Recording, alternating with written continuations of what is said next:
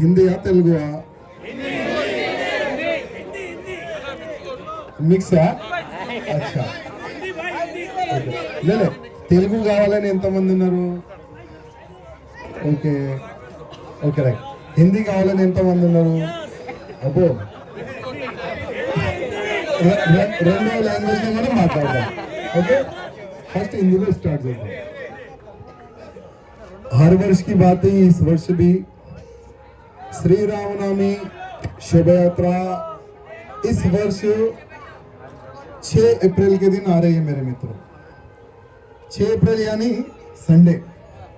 ये हमारे लिए एक बहुत ही अच्छी बात है कि भगवान श्री रामचंद्र जी इस बार रविवार के दिन जन्म ले रहे हैं तो इस वर्ष और भी राम भक्त आने का अंदेशा है क्योंकि बहुत सारे जो जॉब करते हैं फैक्ट्रियों में हो या अलग अलग सेक्शन में हो तो उनको छुट्टी नहीं मिलती थी तो इस बार संडे रहने के कारण रविवार रहने के कारण बहुत बड़ी संख्या आने का भी अंदेशा है और जैसे अभी पवन जी ने आपको पहले ही बता दिया होगा जैसे पिछले रामनवमी शोभा यात्रा में हम वॉलंटियर थे हम लोग कार्यकर्ता के रूप में हम लोग एक राम भक्त एक सेवक के रूप में हम काम कर रहे थे कितने लोग थे पिछले वर्ष यानी हर वर्ष नए कार्यकर्ता ऐड होते जा रहे तो चलो जितने भी जो नए कार्यकर्ता ऐड हुए हैं उन सभी कार्यकर्ताओं को बस एक ही सूचना है 5 तारीख के दिन जैसे पवन जी 2 बजे बोले लेकिन हम लोग 12 बजे मिलने का प्रयत्न करेंगे 12 बजे आप आएंगे तो साथ में भोजन भी हम लोग करेंगे और पूरी व्यवस्था करेंगे जैसे 4 से 5 6 व्हीकल रहती है मूर्तियां रहती है प्रतिमाएं भगवान रामचंद्र जी की और दूसरी उन सभी को हम लोग ठहर कर सजाने का काम करेंगे और रात का भी भोजन साथ में ही होगा लेकिन सभी कार्यकर्ता 12 बजे ही आने का प्रयत्न करें ये सभी कार्यकर्ताओं से मेरा निवेदन है और हर बार मैं एक ही बात कहता हूं आज हम हैं कल नहीं रहेंगे लेकिन ये शोभा यात्रा ऐसे ही चलती रहनी चाहिए लेकिन वो कब चलेगी जैसे आज हमारे हम कोई मंच नहीं बनाते और ना ही हम लोग चेयर डालते क्यों क्योंकि हम सब एक है इसलिए कल हम रहो या ना रहो या शोभा यात्रा प्रारंभ होनी चाहिए क्यों क्योंकि आज भाग्यनगर की श्री रामनवमी शोभा यात्रा देखकर हर राज्य में बड़े ही धूमधाम से शोभा यात्रा प्रारंभ हुई है मुझे बिहार से बंगाल से आज तो नेपाल से मुझे कॉल आया कि भाई हम आपकी जैसी शोभा यात्रा हम लोग यहाँ पे प्रारंभ करें नेपाल में और बंगाल में प्रारंभ हो गया है बिहार में महाराष्ट्र में लगभग बहुत सारे क्षेत्रों में कर्नाटक में राजस्थान में बहुत सारे क्षेत्रों में हर राज्य में शोभा यात्रा प्रारंभ हो चुकी है तो ये जो श्रेय जाता है ना ये सब आप लोगों पर जाता है क्योंकि हर बार मैं क्या कहता हूँ यहाँ जो शोभा यात्रा जो निकलती है केवल एक व्यक्ति नहीं हम सब लोगों की शोभा यात्रा है इसलिए मैं हर बार सभी कार्यकर्ताओं को भी कहता हूँ सभी को हम इन्वाइट भी जो करते हैं ना हम सबकी को ये जो शोभा यात्रा निकलती है हमारे राम भक्तों द्वारा निकलती है और ये हमारे पूरे कार्यकर्ता ही शोभा यात्रा निकालते हैं इसलिए एक व्यक्ति देखो कभी भी कुछ भी हो सकता है तो यहाँ शोभा यात्रा हमारे मंच पे जितने भी अधिकारीगण हैं उनको भी मैं आज बताना चाहूंगा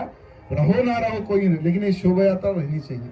ये शोभा यात्रा ऐसे ही कंटिन्यू रहनी चाहिए ये मैं हमारे अधिकारीगणों से प्रार्थना करना चाहूंगा साथ ही साथ जैसे इस शोभा यात्रा को जैसे पिछले शोभा यात्रा निकालने में भी परमिशन लास्ट मोमेंट में कैंसिल कर दिया गया था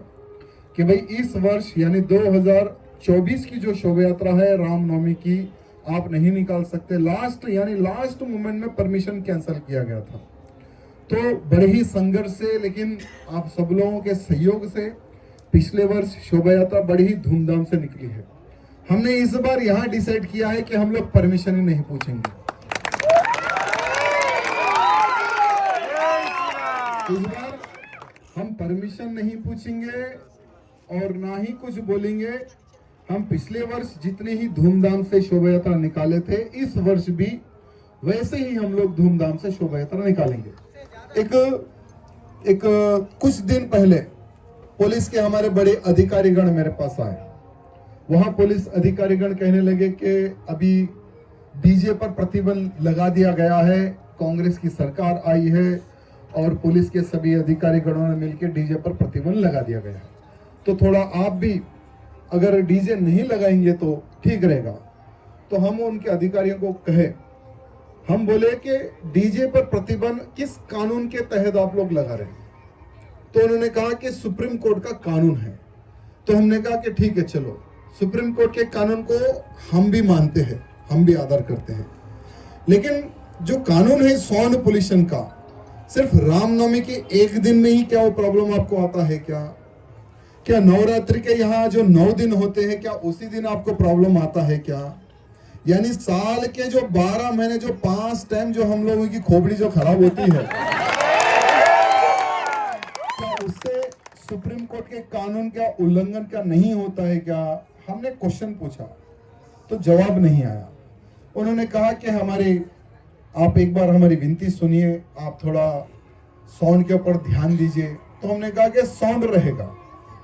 हर वर्ष जैसा है वैसा साउंड रहेगा, लेकिन चलो पुलिस का भी मान सम्मान हमें करना है,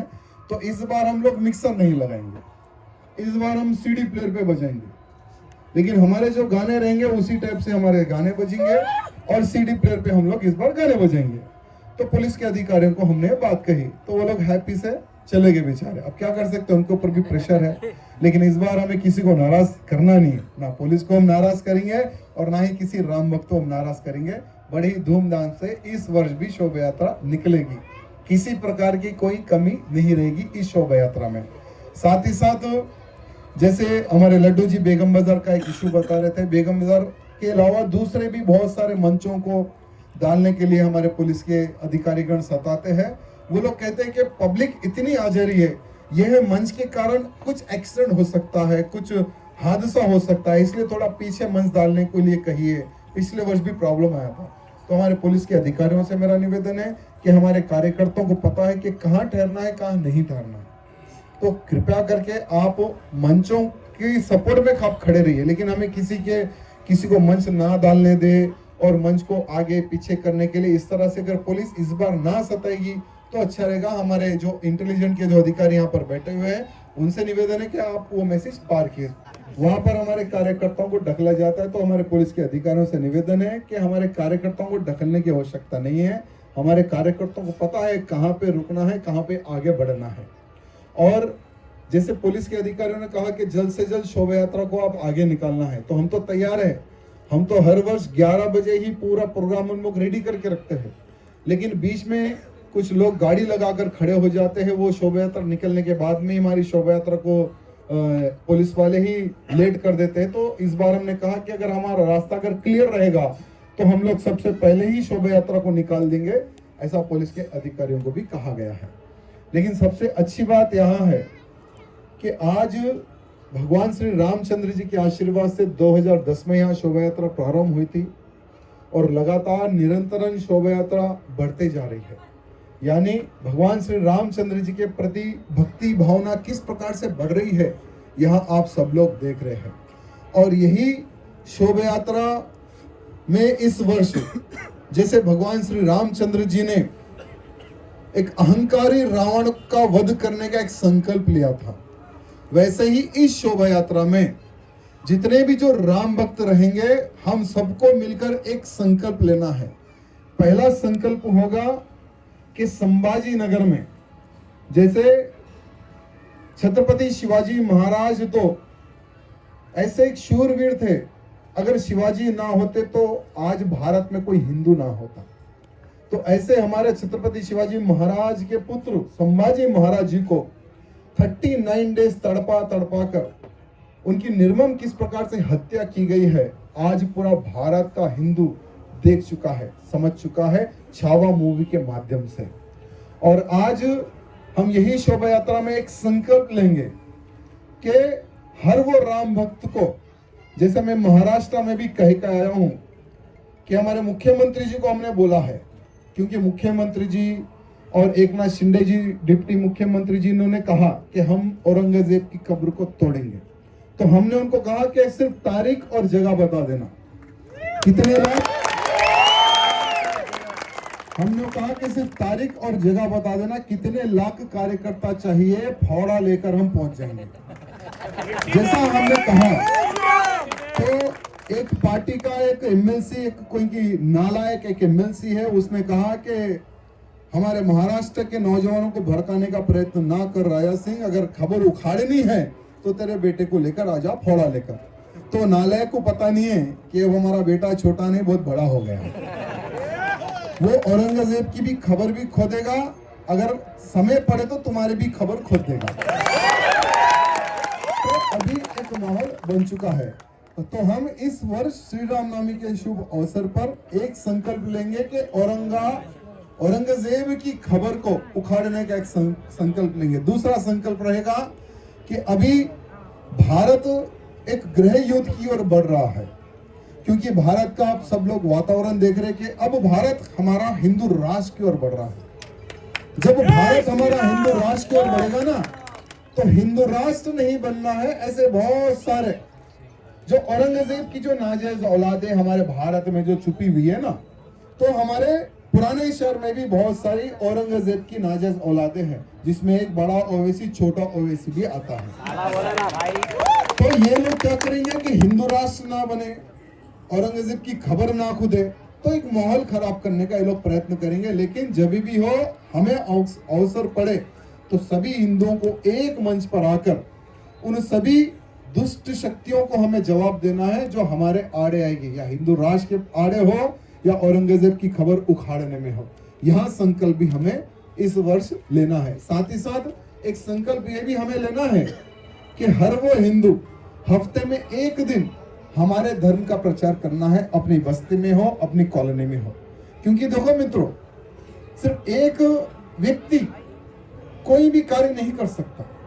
अगर हमारे 4 हाथ होंगे, अगर 12 हाथ होंगे, अगर लाखों हाथ होंगे ना, तो ज्यादा हम हमारे हिंदू समाज को सुरक्षित रख सकते हैं। तो इसलिए हर वो व्यक्ति अपने अपने कॉलोनी में, अपने अपने बस्तियों में, मुझे लव जिहाद के खिलाफ में खड़े होना है।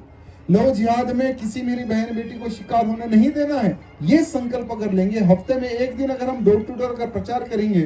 तो बहुत सारे लव जिहाद के प्रति जो हमारी बहन बेटी जो शिकार हो रही है ना, उनको हम रोक सकते हैं। ये भी संकल्प हमें लेना है। साथ ही साथ और बहुत सारे कार्यकर्ता लोगों को अभी मैसेज नहीं पहुंचा है, तो आप सोशल मीडिया के माध्यम से अपने फेसबुक हो, इंस्टाग्राम हो या यूट्यूब हो, बहुत सारे कार्यकर्ता यूट्यूब में भी वीडियो हर वर्ष अपलोड करते हैं। तो यूट्यूब के माध्यम से भी, सोशल मीडिया के माध्यम से सभी कार्यकर्ताओं को आपको कहना है कि अधिक से अधिक संख्या में, ये हमारी रामनवमी है, हमारी शोभा यात्रा है, इसको सफल करने के लिए आइए, ऐसा एक आप सबको आह्वान करना है। और अगर किसी का कोई क्वेश्चन है तो मैं आंसर दूंगा। जैसे इस वर्ष, पिछले वर्ष का आप लोगों का अनुभव होगा, जो छोटी मोटी जो गलतियां होगी उसको हम किस तरह से सुधार सकते हैं, उस पर भी, उस विषय भी हम लोग चर्चा कर सकते हैं।